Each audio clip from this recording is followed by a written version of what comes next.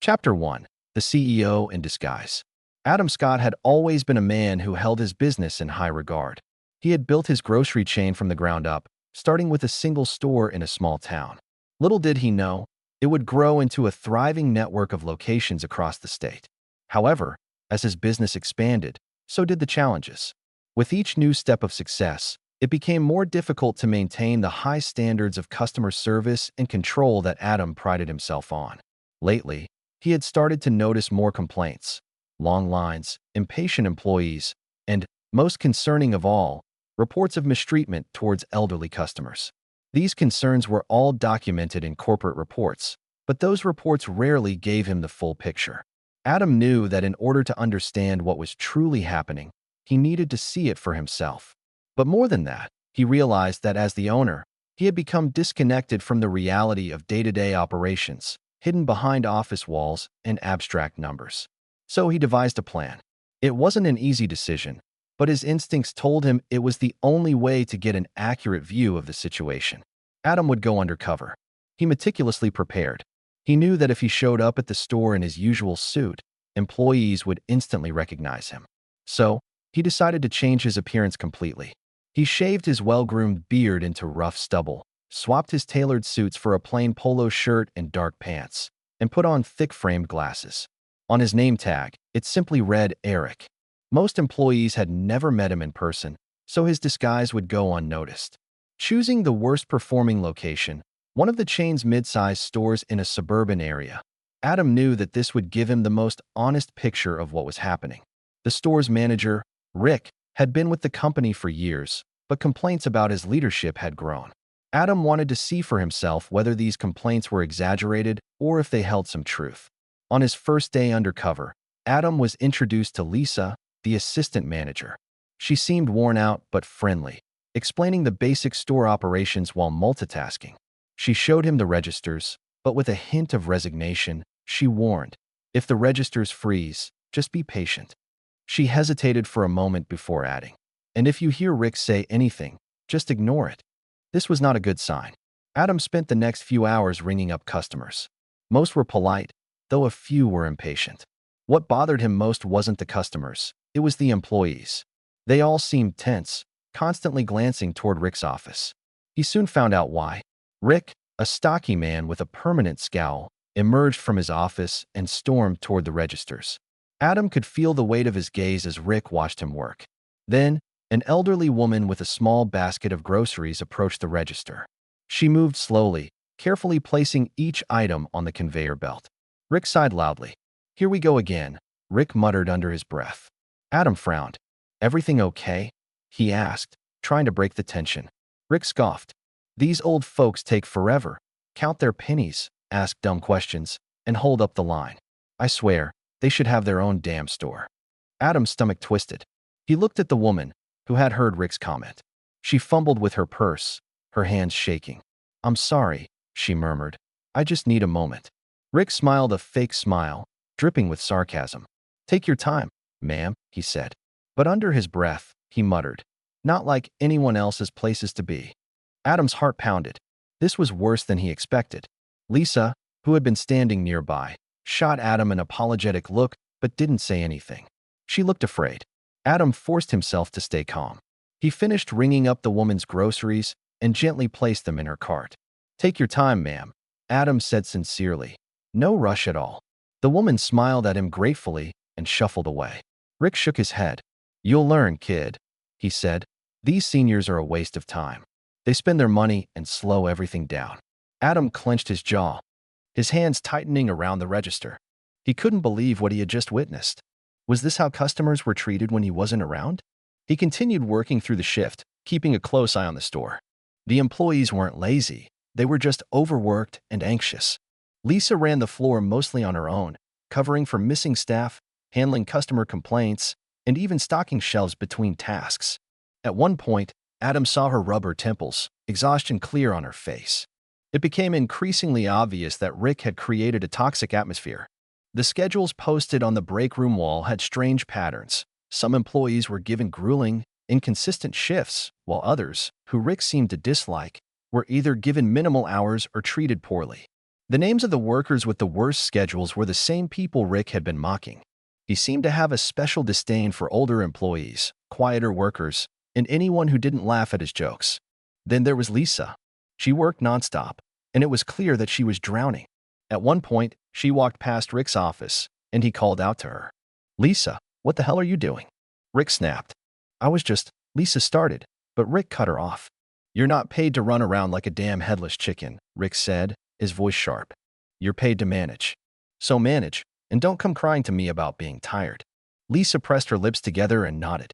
Without another word, she grabbed a mop and started cleaning up a spill near the dairy aisle. Adam had seen enough, but he still needed to confirm just how deep this problem ran. During the break, he sat in the employee lounge, pretending to scroll through his phone. The workers spoke in low voices, hesitant to discuss anything openly. One cashier muttered to another, "I can't keep doing this. Rick cut my hours again." The other cashier sighed. "Yeah, and did you hear what he said to Mrs. Thompson earlier? She's been shopping here for years, and he told her she should just shop online instead of wasting space." Adam's grip tightened on the table. "I'd quit if I could," the first cashier said, her voice low. "But everywhere else is just as bad." Adam glanced at Lisa. She was sitting at the far end of the room, staring at her coffee as though it could give her energy. She looked exhausted, and it was clear that she was overwhelmed by the demands of the job.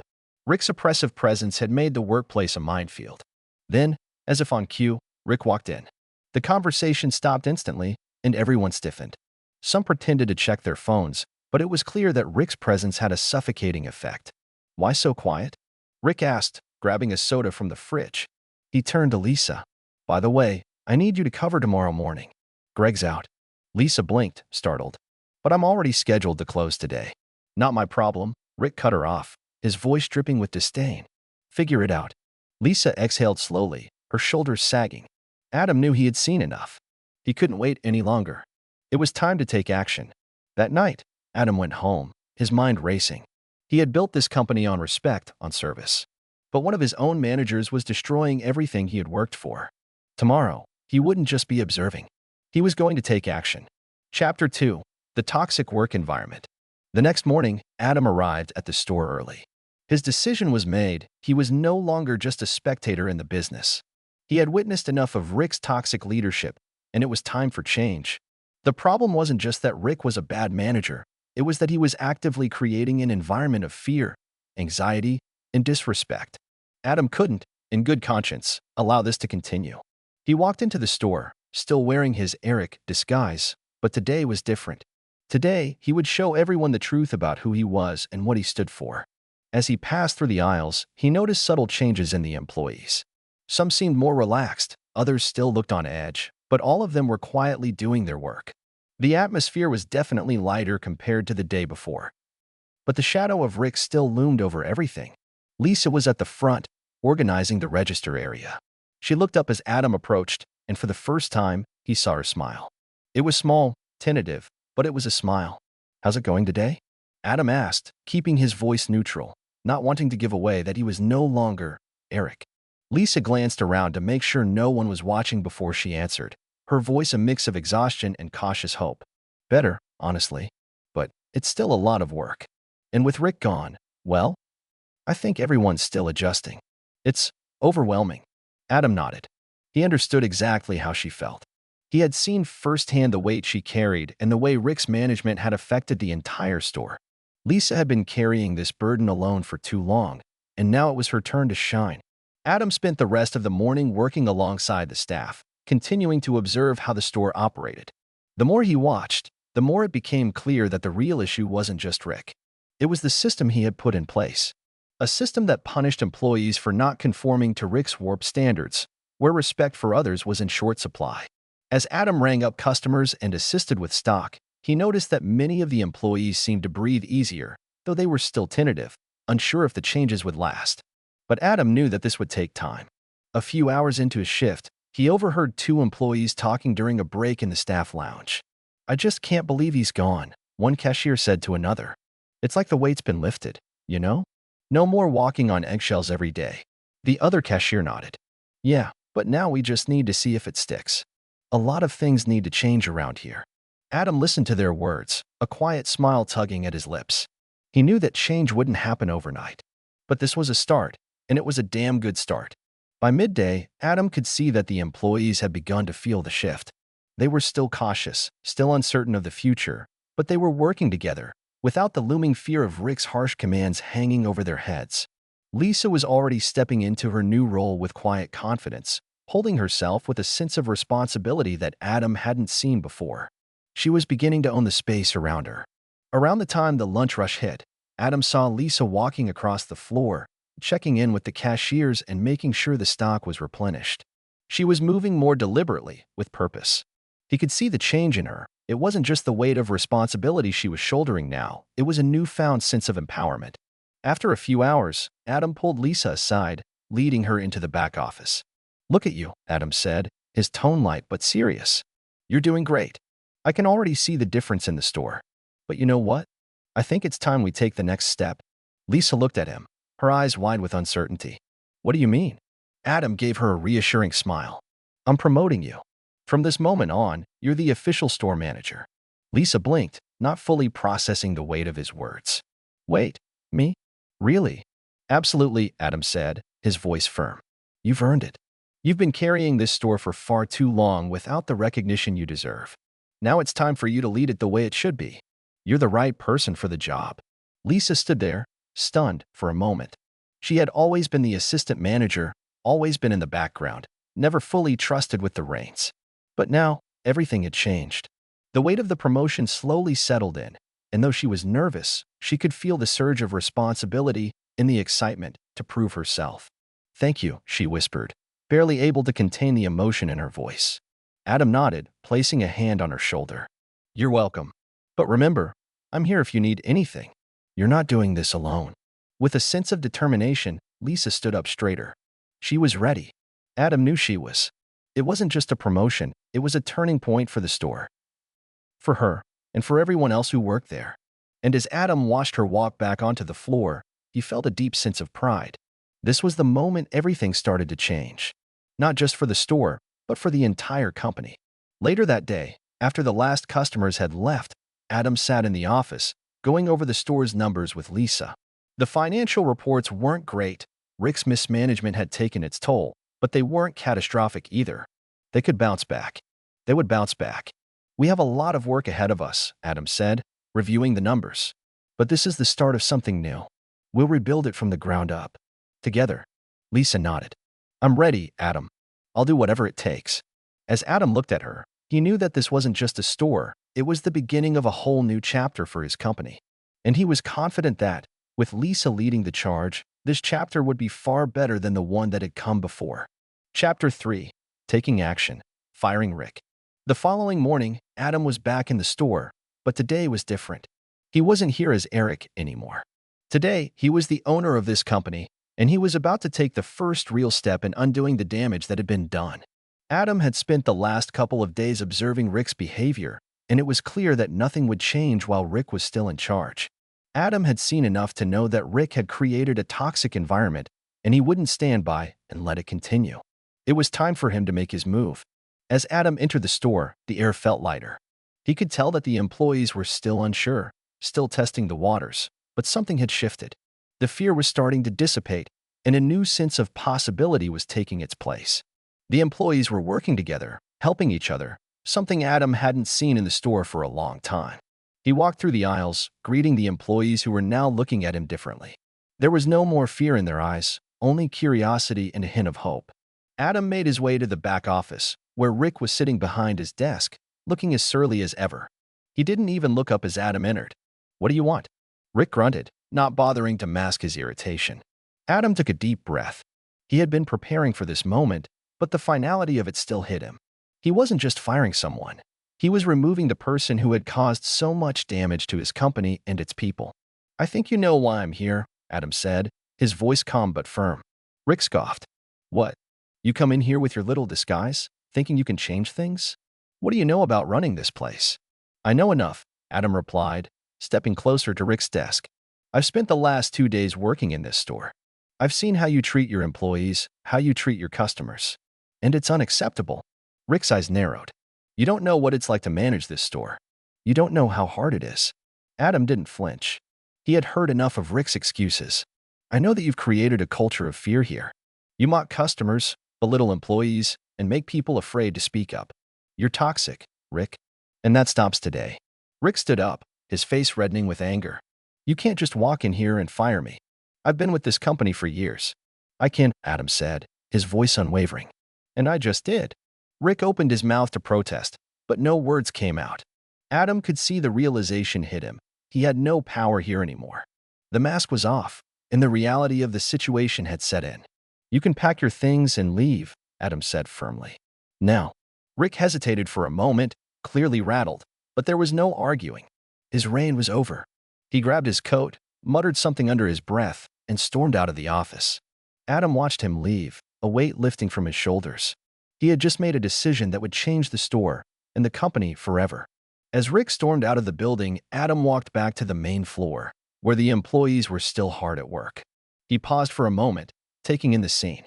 The store had never felt more alive. There was a sense of unity in the air, and the employees were no longer walking on eggshells. The toxic atmosphere that had been hanging over them for so long was slowly starting to dissipate. Adam walked to the front of the store and addressed the employees. They all stopped what they were doing and turned toward him, uncertainty still lingering in the air. Listen up, Adam said, his voice clear and commanding. Rick is gone. Effective immediately. I want you to know that things are going to change around here. I'm not just talking about policies or procedures. I'm talking about how we treat each other. He paused, letting his words sink in. The employees were listening, their faces a mix of surprise and cautious optimism. I've seen the way you've been working. I've seen how hard each of you tries, despite the circumstances. That's why I'm here. I'm going to make sure this place is a place where you can thrive, where you're respected, and where you feel supported. That's non-negotiable. Adam turned to Lisa, who was standing off to the side, still processing what had just happened. And as of now, Lisa is your new store manager. She's the one who's going to lead you moving forward. Lisa's eyes widened, and she stepped forward, still a little unsure of what was happening. Adam smiled at her and nodded. You've earned this, Lisa. I'm confident that you're the right person for the job. You're going to do great. Lisa looked at him, still in shock, but her expression softened. She could feel the weight of the responsibility, but she also felt a surge of pride. She wasn't just taking over the store, she was taking charge of its future. As Adam finished addressing the team, he saw the first signs of real change taking root. The employees weren't just accepting the new direction, they were starting to believe in it. There was a flicker of hope in their eyes, something that hadn't been there for a long time. Later that evening, after the store had closed, Adam and Lisa sat down in the office. Lisa was still processing everything that had happened. I can't believe he's really gone, she said, shaking her head. It feels like a weight has been lifted. But I don't know if I'm ready for this. You are, Adam assured her. I've seen you work. I know what you're capable of. And I'm here to support you. You're not alone in this. Lisa smiled, a little more confident now. Thank you, Adam. I won't let you down. I know you won't, Adam said. This is just the beginning. Together, we're going to rebuild this store, and we're going to make it better than it's ever been. And as they sat there, talking about the future and the steps they would take to make the store a better place for both the employees and the customers, Adam felt a sense of peace. This wasn't just about firing one bad manager, it was about changing the entire culture of the company. And with Lisa leading the way, Adam knew that this was just the start of something much bigger. Chapter 4. Building a new leadership team. The next few days after Rick's departure were a whirlwind of change. The store was filled with a renewed sense of purpose, but there was still much to do. Adam knew that firing Rick was only the first step in a long journey of rebuilding, and that journey would require not only Lisa's leadership but a collective effort from every single employee. It was time to transform this store from the ground up, and Adam was determined to ensure that the changes were meaningful and lasting. Lisa was already adjusting to her new role, though it wasn't easy. She had been working under Rick's shadow for so long that stepping into a position of true authority felt like a heavy burden. Adam saw the doubt in her eyes, but he also saw something else, a spark of confidence, something that had been dormant for a long time. She was ready to take the reins, but she needed guidance. Over the next few days, Adam took the time to check in with the other stores in his chain. He wasn't hiding behind corporate reports or relying solely on numbers anymore. He wanted to see firsthand how the rest of the business was functioning. As he visited each location, he could tell that there was a stark difference between the stores with strong leadership and those that were struggling. One of the stores he visited was a model of success, led by Carla, a manager who had built a strong rapport with her team and created a culture of trust and respect. Adam spent some time talking with Carla, hoping to learn more about how she managed her store. "I trust my team," Carla said, smiling as she spoke. "If something goes wrong, we fix it together. No one here is afraid to speak up, and that's how it should be. Customers come first, of course, but we have to take care of each other too. If we treat each other well, the customers will feel it." Adam nodded, feeling a sense of validation. This was the kind of leadership he wanted to see across his entire company: respectful, collaborative, and open. Carla's store was thriving not just because of the strong leadership, but because the team worked together, supporting one another and treating each other as equals. As Adam listened to Carla, he realized that he needed to help Lisa build the same kind of atmosphere in her store. He couldn't just leave her to figure it out on her own. It was time for him to step in as a mentor to guide her through the next phase of her journey. When Adam returned to Lisa's store, he asked her to meet him in the office. She arrived a few minutes later, looking slightly tired but determined. "You've been doing a great job," Adam said, his voice sincere. "But I think it's time we bring in someone who can help you. Someone with experience leading a team the way we need it done here." Lisa looked at him with curiosity. "Who do you have in mind?" "I want you to work with Carla," Adam said. "She's running one of the best stores in the company. I think you could learn a lot from her. She has a strong leadership style that's built on trust and collaboration, and I want you to have that same foundation here." Lisa's eyes widened, and she hesitated for a moment before speaking. "You really think I can do this? Lead this store like that?" Adam smiled. "I don't just think you can do it. I know you can. But you're not alone in this. You have a strong team here, and with Carla's guidance, I'm confident you'll build something amazing." Lisa took a deep breath, absorbing the weight of Adam's words. "Okay," she said slowly, her voice gaining strength. "I'm ready." Over the next few weeks, Carla made regular visits to Lisa's store, offering guidance and mentorship. Adam saw how quickly Lisa adapted to her new role, and it was clear that Carla's presence made all the difference. With Carla's support, Lisa began to find her voice as a leader. She started implementing new policies, establishing a more consistent schedule for the employees, and encouraging open communication. The store, which had once felt like a place of tension and fear, was now slowly becoming a place where employees felt respected and supported. But Adam knew that the work didn't end with Lisa and Carla. It had to be company-wide. Over the next month, he made the decision to visit every store unannounced, not as the CEO, but as a regular customer. He wanted to see firsthand how each location was operating, to feel the atmosphere, and to gauge how well the new values were taking root. During his visits, Adam paid close attention to the way employees interacted with customers. He was looking for something that went beyond the numbers on the reports. He wanted to see if there was genuine care and respect in the air. He noticed a significant difference in how employees treated customers compared to before. They were more engaged, more present, and their attitudes reflected the changes that had started in Lisa's store. At one store, Adam observed a cashier who greeted a customer with a smile and helped her pack her groceries, even offering to carry them to her car. The cashier's friendly attitude stood in stark contrast to what Adam had witnessed in some of his stores before. There was no fear in her actions, only genuine care for the customer. Adam felt a sense of pride as he watched this interaction. It was the kind of service he had always wanted to foster. The kind of atmosphere he had always dreamed of creating in every single one of his stores. After visiting all the stores, Adam gathered his district managers for a meeting at corporate headquarters. It was time to evaluate how things were going and ensure that the changes were being implemented consistently across the company. "I've seen a lot of good things," Adam began, looking around the table at his managers. "But there's still work to be done. The culture we're building here is about more than just better customer service.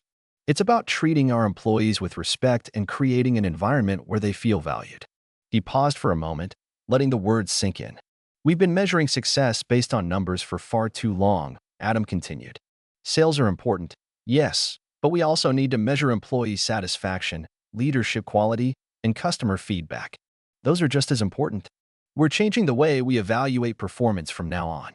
Every store will have anonymous employee feedback surveys every quarter, and if there are repeated complaints about leadership, we will investigate." The district managers nodded, some looking apprehensive but others excited about the new direction. This is a long-term process, Adam said, his voice calm but firm. It's not just about today or tomorrow. It's about building a culture that will last for years to come. And we're not just going to talk about it. We're going to act on it. As the meeting concluded, Adam felt a sense of satisfaction. This was a turning point for his company. It wasn't going to happen overnight, but with the right people in place and a clear vision for the future, he was confident that they would get there. And with Lisa and Carla leading the way, Adam knew that the best was yet to come. The changes had started with a simple decision to fire one toxic manager. But now, Adam saw the ripple effect it had on the entire company. It wasn't just about fixing one store, it was about rebuilding the foundation of his entire business. And Adam was determined to make sure that this time, the changes would stick. Chapter 5. Rebuilding the company. A few months had passed since the decision to fire Rick, and Adam could already see the transformation taking place. The stores were more cohesive, the employees more engaged, and, perhaps most importantly, the customers felt the change. Adam had invested time and energy in revitalizing his business, but he knew the most important task was not just creating a new culture in one store, it was rebuilding the company from the inside out. The foundation had been cracked, but now it was time to make it stronger than ever. Adam had been working closely with Lisa and Carla, supporting them as they helped implement the new changes in their stores. As the stores began to reflect the company's core values of respect, collaboration, and customer care, Adam felt more confident that the changes were more than just surface-level adjustments. The new culture was taking root. But Adam knew that true change had to be sustained over time, and he wasn't going to stop pushing until every part of the business reflected the transformation he was envisioning. It was time to take the next step. Adam knew that if he wanted the changes to stick, he needed to look beyond the front lines of the stores. The corporate office had to be restructured, too. It wasn't enough for the stores to change if the corporate culture remained outdated and disconnected. He needed to lead by example and inspire the rest of the team at headquarters to embrace the new values as well. He scheduled a company-wide meeting at corporate headquarters, a rare occurrence. It was time to make it clear that the transformation was not just a series of quick fixes, it was a long-term commitment to building something better. The meeting room was packed with employees, and there was a noticeable buzz in the air. Adam walked to the front of the room, looking out over the team. The tension in the room was palpable. This was the first time many of them had gathered in one place since the shakeup. Adam knew it was important to acknowledge the past, but he also had to guide them toward the future. "Thank you all for being here," Adam began, his voice steady but full of purpose. "This has been a difficult time for everyone. I know that changes like these can feel unsettling, and they should. Change is hard. But I want to make something clear. These changes are necessary. They are necessary for the future of this company and for the future of every single person who works here." He paused for a moment, letting the weight of his words sink in. The employees at corporate had been accustomed to a more traditional, hierarchical structure. They were used to working with numbers and reports, but Adam needed them to understand that his vision was about more than spreadsheets. It was about people. "I know I've been focused on the stores," Adam continued. "But what I've learned over the past few months is that this transformation has to come from every level. The culture we're building in our stores needs to be reflected in every department, at every level. We can't afford to operate in silos anymore.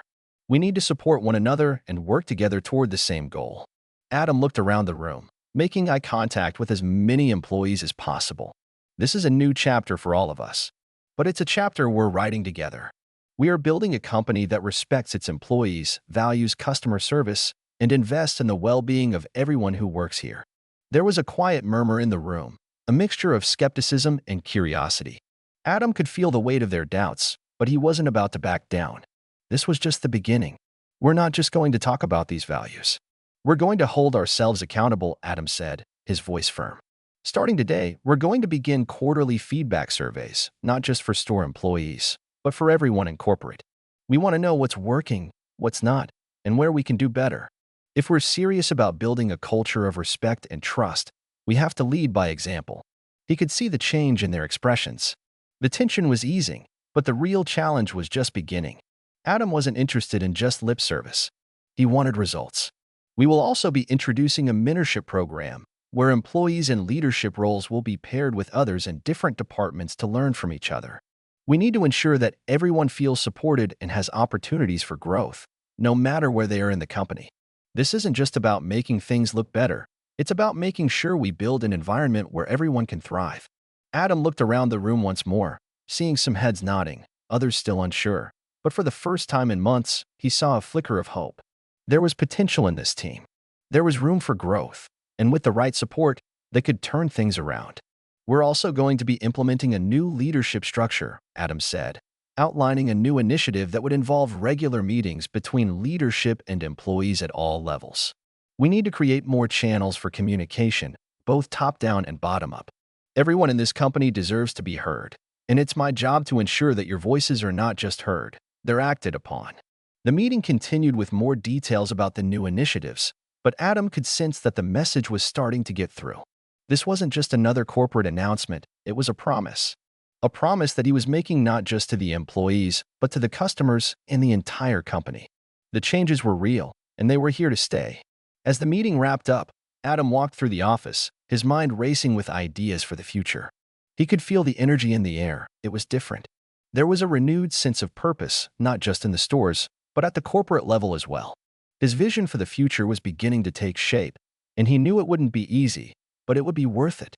That evening, as he left the office and headed back to the store, Adam reflected on how far the company had come. It wasn't perfect, far from it, but the foundation had been laid. The respect for employees, the commitment to customer service, and the focus on accountability were the cornerstones of a new era for the company. As Adam pulled into the parking lot of Lisa's store, he felt a sense of pride wash over him. He had taken the necessary steps to turn things around. The future was still uncertain, but for the first time in a long time, Adam felt confident that they were heading in the right direction. The real work had only just begun, but Adam knew that with the right leadership, with the right people, anything was possible. And that, perhaps, was the most powerful thing he could ever build. If you enjoyed this story, we'd love for you to give it a like and subscribe to our channel.